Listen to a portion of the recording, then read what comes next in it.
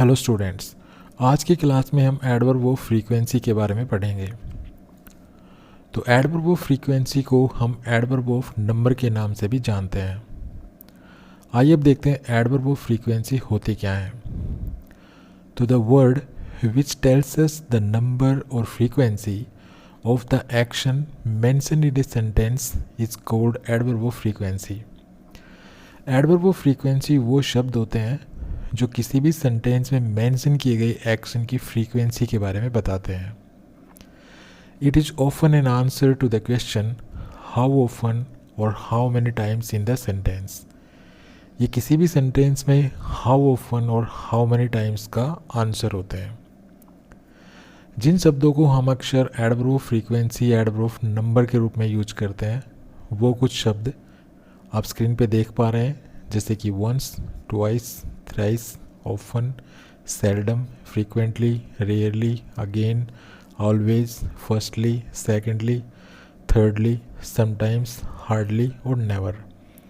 तो ये कुछ शब्द आप देख रहे हैं जो किसी भी सेंटेंस में हम एडवर्ब ऑफ फ्रीक्वेंसी के रूप में यूज कर सकते हैं।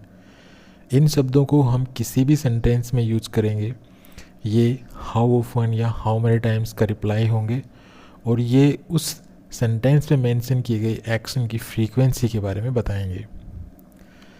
जैसे कुछ एग्जाम्पल देखते हैं। फर्स्ट एग्जाम्पल है the stranger called me again. अब यहाँ पर ये अगेन जो है ये एडवर्ब ऑफ फ्रीक्वेंसी है। नेक्स्ट है I always go to the temple in the morning.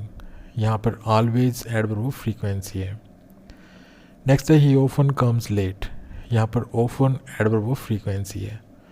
तो इन तीनों ही सेंटेंसेस में अगेन, ऑलवेज, ऑफन, इन तीनों ही शब्दों को एक्शन की फ्रीक्वेंसी के बारे में बताने के लिए यूज किया गया है। तो इस तरह से ये तीनों शब्द एडवर्ब ऑफ फ्रीक्वेंसी हैं। नेक्स्ट है adverb of frequency two types की होती है। कुछ एडवर्ब ऑफ फ्रीक्वेंसी किसी भी सेंटेंस में मेंशन किए गए एक्शन की डेफिनेट फ्रीक्वेंसी के बारे में बताते हैं। ऐसी एडवर्ब ऑफ फ्रीक्वेंसी को हम एडवर्ब ऑफ डेफिनेट फ्रीक्वेंसी कहते हैं। इसके अलावा कुछ ऐसी भी एडवर्ब ऑफ फ्रीक्वेंसी होती हैं जो किसी एक्शन की इनडेफिनेट फ्रीक्वेंसी के बारे में बताती हैं। तो ऐसी एडवर्ब ऑफ फ्रीक्वेंसी को हम एडवर्ब्स ऑफ इनडेफिनेट फ्रीक्वेंसी के नाम से जानते हैं। आइए अब इनके बारे में बारी बारी से पढ़ते हैं कि एडवर्ब ऑफ इनडेफिनेट फ्रीक्वेंसी कौन से शब्द होते हैं, उनको हम कहाँ यूज करते हैं, कैसे यूज करते हैं, और इसी प्रकार से एडवर्ब ऑफ डेफिनेट फ्रीक्वेंसी कौन से शब्द होंगे, उनको हम कैसे यूज करेंगे। सबसे पहले हम पढ़ते हैं एडवर्ब ऑफ इनडेफिनेट फ्रीक्वेंसी के बारे में। तो ये जो शब्द आप देख रहे हैं always, frequently, usually, normally, often, sometimes, occasionally, seldom, rarely, ever और नेवर, ये शब्द किसी भी सेंटेंस में हम इनडेफिनेट फ्रीक्वेंसी के रूप में यूज करते हैं क्योंकि ये किसी भी सेंटेंस में मेंशन किए गए एक्शन की जिस फ्रीक्वेंसी के बारे में बताते हैं वो फ्रीक्वेंसी इनडेफिनेट होती है, अर्थात वो डेफिनेट नहीं होती है, वो कोई फिक्स फ्रीक्वेंसी नहीं होती है। अब इस टेबल के माध्यम से हम ये जानते हैं कि प्रत्येक जो एडवर्ब है वो जिस फ्रीक्वेंसी के बारे में हमें बताती है उस फ्रीक्वेंसी की परसेंटेज कितनी होती है। जैसे सबसे पहले है ऑलवेज। ये जो always adverb of indefinite frequency है, ये जिस फ्रीक्वेंसी के बारे में हमें बताती है उस फ्रीक्वेंसी की परसेंटेज होती है 100%। जैसे एग्जांपल देखिए, I always brush my teeth at night. मैं रात को हमेशा अपने दांतों के ब्रश करता हूँ। तो ये जो ब्रश करने का जो एक्शन है, इस एक्शन की जो फ्रीक्वेंसी है वो 100% है क्योंकि यहाँ पे ऑलवेज एडवर्ब को यूज़ किया गया है। और ऑलवेज जो एडवर्ब है ये किसी भी सेंटेंस में मेंशन किए गए जो एक्शन है उस एक्शन की 100% फ्रीक्वेंसी का बोध कराता है। नेक्स्ट है यूजुअली से 90% फ्रीक्वेंसी का बोध होता है। मतलब जिस भी सेंटेंस में हम यूजुअली यूज करते हैं उसमें उस सेंटेंस में मेंशन किए गए एक्शन की जो फ्रीक्वेंसी होती है वो 90% होती है। जैसे I usually walk to work. Next है नॉर्मली। नॉर्मली से 80% फ्रीक्वेंसी का बोध होता है। जिस भी सेंटेंस में हम नॉर्मली यूज करते हैं उसमें उस सेंटेंस में मेंशन किए गए एक्शन की जो फ्रीक्वेंसी होती है वो 80% होती है। जैसे I normally get good marks, यहाँ पर गुड से पहले गेट भी है जो यहाँ पे प्रिंट नहीं हो पाया। नेक्स्ट है फ्रीक्वेंटली और ऑफन। जब भी हम किसी सेंटेंस में फ्रीक्वेंटली या ऑफन का प्रयोग करते हैं तो उसमें उस सेंटेंस में मेंशन किए गए एक्शन की जिस फ्रीक्वेंसी का बोध होता है वो फ्रीक्वेंसी होती है 70%। जैसे I often read in bed at night. Next है समटाइम्स। समटाइम्स से किसी भी एक्शन की 50% फ्रीक्वेंसी का बोध होता है। जैसे I sometimes go there. Next है ओकेजनली। ओकेजनली से किसी भी सेंटेंस की 30% फ्रीक्वेंसी का बोध होता है। जैसे I occasionally go to bed late. Next है सेल्डम। सेल्डम से 10% फ्रीक्वेंसी का बोध होता है। जैसे ही सेल्डम गेट्स लेट। उसके बाद है रेयरली। रेयरली से 5% फ्रीक्वेंसी का बोध होता है। यहाँ पर आप हार्डली एवर भी इंक्लूड कर सकते हैं। Hardly ever. तो हार्डली एवर और रेयरली को जिस भी सेंटेंस में हम यूज़ करेंगे इन एडवर्ब से उस सेंटेंस में मेंशन किए गए एक्शन की 5% फ्रीक्वेंसी का बोध होगा। जैसे ही rarely comes to me. Next है नेवर। अब नेवर को जिस भी सेंटेंस में यूज करेंगे उस सेंटेंस में जिस एक्शन के बारे में बताया जा रहा है उस एक्शन की जो फ्रीक्वेंसी होगी वो 0% होगी। जैसे I never eat meat. Last की ये तीनों एडवर्ब्स नेगेटिव मीनिंग को कन्वे करती हैं, अर्थात ये जिस भी सेंटेंस में हम यूज करते हैं तो ये सेंटेंस में हमें नेगेटिव फ्रीक्वेंसी के बारे में बताती हैं। आइए अब देखते हैं कि हम एडवर्ब ऑफ इंडेफिनेट फ्रीक्वेंसीज को हम सेंटेंस में यूज कहाँ करते हैं। तो देखिए, अगर किसी सेंटेंस में वर्ब एक सिंगल वर्ड है तो हम एडवर्ब ऑफ इंडेफिनेट फ्रीक्वेंसी को उस मेन वर्ब से पहले यूज करते हैं। एक बार फिर सुन लीजिए, अगर किसी सेंटेंस में वर्ब एक सिंगल वर्ड है, ठीक है ना, जो मेन वर्ब है वो एक सिंगल वर्ड है, तो उस मेन वर्ब से पहले हम इनको यूज करेंगे। जैसे वी यूजुअली गो देयर। अब यहाँ पर इस सेंटेंस में गो मेन वर्ब है और ये जो मेन वर्ब है ये एक सिंगल वर्ड है, ठीक है, एक सिंगल वर्ब है ये। तो इस वर्ड से या इस वर्ब से पहले हम एडवर्ब ऑफ फ्रीक्वेंसी को यूज करते हैं और ये एडवर्ब ऑफ इंडेफिनेट फ्रीक्वेंसी है। तो इसलिए जितनी भी एडवर्ब ऑफ इंडेफिनेट फ्रीक्वेंसीज होंगी उनको अगर हम किसी ऐसे सेंटेंस में यूज कर रहे हैं जिस सेंटेंस में वर्ब एक सिंगल वर्ड है तो उस सिंगल वर्ब से पहले हम इनको यूज करेंगे। नेक्स्ट देखिए, ही सेल्डम कम्स हियर। यहाँ पर जो वर्ब है मेन वर्ब वो कम है। ये जो मेन वर्ब है ये भी एक सिंगल वर्ब है, तो एडवर्ब ऑफ इंडेफिनेट फ्रीक्वेंसी को हम इससे पहले यूज करेंगे। इन सभी सेंटेंसेस में जो कि हमने अभी देखे हैं इस टेबल में, इनमें भी जो भी एडवर्ब ऑफ इंडेफिनेट फ्रीक्वेंसी है उनको मेन वर्ब से पहले यूज किया गया है। जैसे फर्स्ट एग्जांपल में जो वर्ब है वो एक सिंगल वर्ब है, तो इससे पहले एडवर्ब ऑफ फ्रीक्वेंसी का प्रयोग हुआ है। नेक्स्ट सेंटेंस में भी जो वर्ब है वो एक सिंगल वर्ब है, तो इससे पहले इसको यूज़ किया गया है। नेक्स्ट है I normally get good marks. तो यहाँ पर जो गेट लिखा नहीं हुआ है, तो यहाँ पर भी जो मेन वर्ब है गेट ये एक सिंगल वर्ब है, तो इससे पहले एडवर्ब ऑफ इंडेफिनेट फ्रीक्वेंसी को यूज़ किया गया है। इस प्रकार से आप सभी सेंटेंसेस में देख पा रहे हैं कि जो एडवर्ब ऑफ इंडेफिनेट फ्रीक्वेंसी है उसको मेन वर्ब जो कि एक सिंगल वर्ब है उससे पहले ही यूज किया गया है। नेक्स्ट है, अगर किसी सेंटेंस में जो मेन वर्ब है वो इज, एम, आर, वाज, वर, इनमें से अगर कोई है तो इनके बाद हम एडवर्ब ऑफ इंडेफिनेट फ्रीक्वेंसी को यूज करेंगे। जैसे आई एम ऑलवेज रेडी। अब यहाँ पर जो मेन वर्ब है इस सेंटेंस की वो है एम, तो तो क्योंकि एम यहाँ पे सेंटेंस में मेन वर्ब का काम कर रहा है, तो इसके बाद हम एडवर्ब ऑफ फ्रीक्वेंसी को यूज़ करेंगे। नेक्स्ट है यू आर ऑफन लेट। यहाँ पर भी जो मेन वर्ब है वो है आर, तो अगर हम इस सेंटेंस में एडवर्ब ऑफ इंडेफिनिट फ्रीक्वेंसी को यूज़ करेंगे तो वो इस आर के बाद हम यूज़ करेंगे। नेक्स्ट है we were never happy there. अब यहाँ पर भी जो मेन वर्ब है वो है वर, तो इस वर के बाद हम एडवर्ब ऑफ इंडेफिनिट फ्रीक्वेंसी को यूज़ करेंगे। नेक्स्ट है she is often absent from the class. यहाँ पर भी इस सेंटेंस में मेन वर्ब इज है, तो इसके बाद हम एडवर्ब ऑफ इंडेफिनिट फ्रीक्वेंसी को यूज़ करेंगे।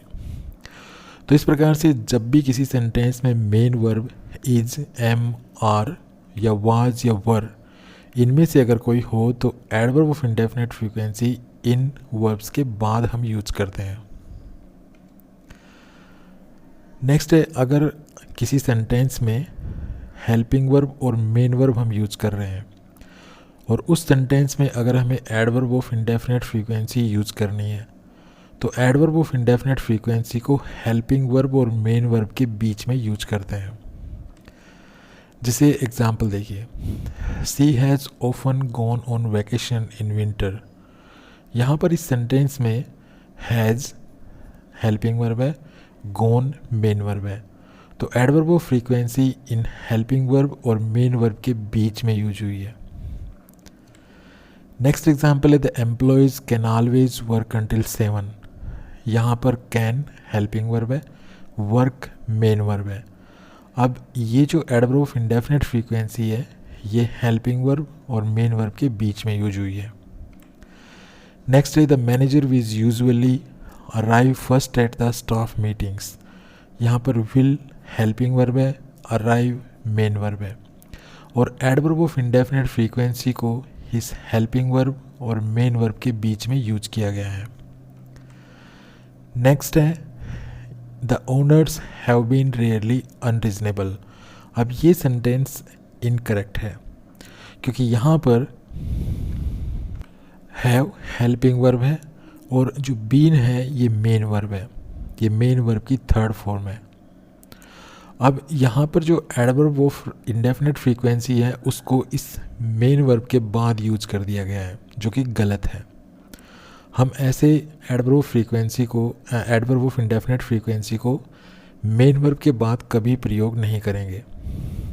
अगर हमें इस सेंटेंस को सही करना है तो हम इसको ऐसे लिखेंगे, the owners have rarely been unreasonable. अब क्या इस सेंटेंस में क्या हुआ है, ये हेल्पिंग वर्ब है, ये मेन वर्ब है, तो एडवर्ब ऑफ इंडेफिनिट फ्रीक्वेंसी को हम हेल्पिंग वर्ब और मेन वर्ब के बीच में ही यूज करते हैं। तो इस तरह से ये सेंटेंस गलत है, ये सेंटेंस करेक्ट है। इसी प्रकार अगर आप इन सभी सेंटेंसेस में ऑफन को अगर हेल्पिंग वर्ब के बाद यूज करते हैं, सॉरी इस मेन वर्ब के बाद यूज करते हैं या हेल्पिंग वर्ब के पहले यूज करते हैं, तो ये गलत होगा। इसी प्रकार से यहाँ पर ऑलवेज को अगर आप वर्ब के बाद यूज करते हैं या कैन से पहले यूज करते हैं या फिर सेंटेंस के लास्ट में यूज करते हैं, तो ये गलत होगा। क्योंकि एडवर्ब ऑफ इंडेफिनिट फ्रीक्वेंसी अगर हम किसी ऐसे सेंटेंस में यूज कर रहे हैं जिस सेंटेंस में एक हेल्पिंग वर्ब भी है और एक मेन वर्ब भी है, तो एडवर्ब ऑफ इंडेफिनिट फ्रीक्वेंसी को उस हेल्पिंग वर्ब और मेन वर्ब के बीच में यूज किया जाता है। इसके अलावा अगर हम एडवर्ब ऑफ इंडेफिनिट फ्रीक्वेंसी को किसी ऐसे सेंटेंस में यूज कर रहे हैं जिस सेंटेंस में main verb has to, have to, had to, use to या ought to में से कुछ है, तो एडवर्ब ऑफ इंडेफिनिट फ्रीक्वेंसी को हम मेन वर्ब से पहले यूज करते हैं। ध्यान रहे यहाँ पर जो मेन वर्ब है वो has to, have to, had to, use to या ought to होगी। अब ये चीज़ हम कुछ एग्जांपल्स के द्वारा देखते हैं। जैसे फर्स्ट एग्जांपल है I often have to go by bus. अब यहाँ पर ये जो हैव टू है ये मेन वर्ब है, और यहाँ पर अगर हम एडवर्ब ऑफ इंडेफिनिट फ्रीक्वेंसी को इस सेंटेंस में यूज़ करेंगे तो वो क्योंकि हैव टू मेन वर्ब है इससे पहले यूज़ करेंगे। यहाँ पर ऑफन हैव टू जो कि मेन वर्ब है इस सेंटेंस की, उससे पहले यूज की गई है। नेक्स्ट है they always use to be kind to me. यहाँ पर यूज टू मेन वर्ब है, तो यहाँ पर ये जो यूज टू क्योंकि मेन वर्ब है इस सेंटेंस में, तो अगर हमें इस सेंटेंस में adverb of indefinite frequency use करनी है तो इससे पहले हम इसको यूज़ करेंगे। तो जैसे कि ऑलवेज को इस यूज टू जो कि मेन वर्ब है इससे पहले यूज किया गया है। नेक्स्ट है he never has to go alone. इसी प्रकार से यहाँ पर हैज़ टू मेन वर्ब है और मेन वर्ब से पहले नेवर जो कि एडवर्ब ऑफ इंडेफिनिट फ्रीक्वेंसी है उसको यूज़ किया गया है। उसके बाद हमें पता होना चाहिए कि कुछ एडवर्ब ऑफ फ्रीक्वेंसीज ऐसी होती हैं जिनको हम फ्रंट पोजीशन पे या एंड पोजीशन पे यूज़ कर सकते हैं। ऐसी एडवर्ब ऑफ इंडेफिनिट फ्रीक्वेंसी में शामिल है frequently, usually, normally, often, sometimes और ओकेजनली। एग्जाम्पल देखिए, जैसे समटाइम्स आई प्ले क्रिकेट। अब यहाँ पर आप देख रहे हैं कि समटाइम्स जो एडवर्ब ऑफ इंडेफिनिट फ्रीक्वेंसी है उसको सेंटेंस के शुरू में रखा हुआ है। हम एडवर्ब ऑफ इंडेफिनिट फ्रीक्वेंसी को सेंटेंस के लास्ट में भी यूज़ कर सकते हैं, लेकिन ये एडवर्ब ऑफ फ्रीक्वेंसी इन्हीं में से होंगी जिनको हम सेंटेंस के शुरू में या सेंटेंस के लास्ट में यूज़ कर सकते हैं। जिस प्रकार से यहाँ पर समटाइम्स को सेंटेंस के शुरू में यूज़ किया गया है, तो आप देख रहे हैं कि नेक्स्ट सेंटेंस में ओकेजनली को सेंटेंस के लास्ट में भी यूज़ किया गया है। Rarely can go at the end of the sentence but only with very. Rarely को हम सेंटेंस के लास्ट में यूज़ कर सकते हैं, लेकिन इसको हम वेरी के साथ ही यूज़ कर पाएंगे। जैसे we go to Delhi very rarely. आइए अब एडवर्ब ऑफ डेफिनेट फ्रीक्वेंसी के बारे में पढ़ते हैं। एडवर्ब ऑफ डेफिनेट फ्रीक्वेंसी वो एडवर्ब्स होती हैं जो किसी भी सेंटेंस में एक्शन की डेफिनेट फ्रीक्वेंसी के बारे में बताती हैं। एडवर्ब ऑफ डेफिनेट फ्रीक्वेंसी को बनाने के कुछ रूल्स या कुछ तरीके होते हैं, जिसमें से पहला तरीका है, सबसे पहले हम कोई नंबर लिखेंगे, नंबर के बाद टाइम्स वर्ड यूज़ करेंगे, उसके बाद ए आर्टिकल यूज़ करेंगे, उसके बाद पीरियड ऑफ टाइम यूज़ करेंगे। अभी जो पीरियड ऑफ टाइम होता है ये आप इस टेबल में देख पा रहे हैं। पीरियड ऑफ टाइम है day, week, month, year, morning, evening, night, weekend और फोर्टनाइट। जैसे एग्जाम्पल के तौर पे आप यहाँ पर देख सकते हैं, सबसे पहले मैंने नंबर लिखा 4 के बाद मैंने टाइम्स वर्ड लिखा ये, और उसके बाद ए आर्टिकल लिखा, उसके बाद मैं कोई भी एक यहाँ पर पीरियड ऑफ टाइम ले सकता हूँ। जैसे मैंने यहाँ पे ले लिया मंथ। तो ये जो एडवर्ब बनी 4 टाइम्स से मंथ, ये एडवर्ब ऑफ डेफिनेट फ्रीक्वेंसी होगी, क्योंकि जब भी हम किसी सेंटेंस में इसको यूज़ करेंगे ये उस सेंटेंस में मेंशन किए गए एक्शन की डेफिनेट फ्रीक्वेंसी के बारे में बताएगी। इसी प्रकार से मैंने यहाँ पे ले लिया 5। अब 5 जो कि नंबर है, उसके बाद मैंने ये टाइम वर्ड लिया, उसके बाद उसके बाद ए आर्टिकल लिया, उसके बाद मैंने यहाँ पर एक पीरियड ऑफ टाइम लिया। पीरियड ऑफ टाइम अब की बार मैंने ले लिया वीक। तो ये बन गया 5 टाइम्स से वीक। तो ये जो एडवर्ब ऑफ डेफिनेट फ्रीक्वेंसी बनी, अब क्यों बनी एडवर्ब ऑफ डेफिनेट फ्रीक्वेंसी? क्योंकि जब भी हम किसी सेंटेंस में इसको यूज़ करेंगे ये उस सेंटेंस में मेंशन किए गए एक्शन की डेफिनेट फ्रीक्वेंसी के बारे में बताएगा। लेकिन इसके कुछ एक्सेप्शंस हैं। वो एक्सेप्शंस क्या है कि हम यहाँ जो नंबर है, इस मान लीजिए कोई भी एक्शन है वो, जैसे अब यहाँ पर इसका मीनिंग क्या निकला 4 टाइम्स से मंथ। जैसे आप यहाँ पे देख पा रहे हैं, जैसे अगर मैं कहूँ 4 टाइम्स से मंथ, तो इसका मतलब क्या हुआ कि एक महीने में 4 बार कोई काम अगर मैं एक महीने में 4 बार करता हूँ, 5 बार करता हूँ, तो मैं ऐसे लिखूँगा 4 टाइम्स से मंथ, 5 टाइम्स से मंथ, ठीक है, 10 टाइम्स से मंथ। लेकिन अगर कोई भी कार्य है, अगर आप 1 बार करते हैं, 2 बार करते हैं या 3 बार करते हैं, तो अगर 3 बार तक अगर कोई आप काम करते हैं और वो अगर मेंशन करना चाहते हैं, तो हम इस तरह से आप नहीं लिख पाएंगे। तो वो कैसे लिखेंगे? वो लिखेंगे अगर नंबर 1 है, मतलब अगर कोई काम एक बार हुआ है तो आप वंस यूज़ करेंगे। आप वन टाइम ए वीक या one time a month, one time a year, इस प्रकार से आप यूज़ नहीं कर पाएंगे। अगर 2 बार कोई काम हुआ है तो आप ट्वाइस यूज़ करेंगे। तीन बार कोई काम हुआ है तो थ्राइस यूज़ करेंगे। जैसे एग्जांपल देखिए, I visit my grandmother once a week. ठीक है, तो इस प्रकार से यहाँ पर आप अगर ये यूज़ करते हैं वन टाइम ए वीक तो ये गलत हो जाएगा। इस प्रकार से बनी एडवर्ब ऑफ डेफिनेट फ्रीक्वेंसीज को हम सेंटेंस के लास्ट में यूज़ करते हैं। आइए अब एडवर्ब ऑफ डेफिनेट फ्रीक्वेंसी को बनाने का अगला तरीका देखते हैं। तो नेक्स्ट जो तरीका है उसमें हम सबसे पहले एवरी यूज़ करेंगे।